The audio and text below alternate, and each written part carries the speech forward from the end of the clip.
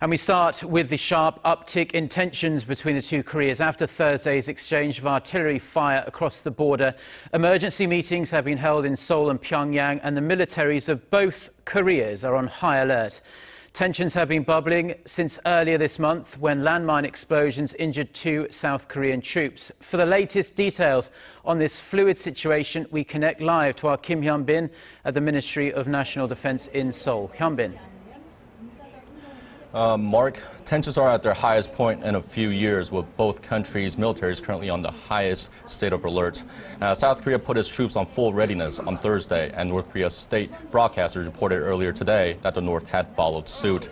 There are reports North Korean leader Kim Jong has declared a quasi state of war and has ordered his chief commanders to join frontline troops to prepare for military operations. North Korea is to be on full combat mode starting 5 p.m. today, and currently the North Korean troops are armed and ready. And the timing of this sudden escalation is important and worthy of note, as it comes as South Korea and the United States are holding one of their biggest annual joint military exercises. How are the two allies cooperating and coordinating at this time? Well, a South Korean military official says the two countries are currently working under the so-called ROC U.S. counter-provocation plan. Now, this means South Korea's chairman of the Joint Chiefs of Staff, Chae-yoon-hee, and U.S. Forces Commander Curtis Scaparrotti are sharing military intelligence in real time. The plan, which was adopted a couple years ago, jointly allows the U.S. to help the South during local provocations. In fact, this is the first time in almost 40 years that Seoul and Washington are sharing joint operations system in real time.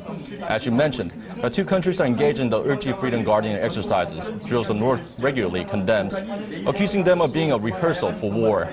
The U.S. has brought over state-of-the-art weaponry for the exercise, including A-10 bombers and Bradley tanks.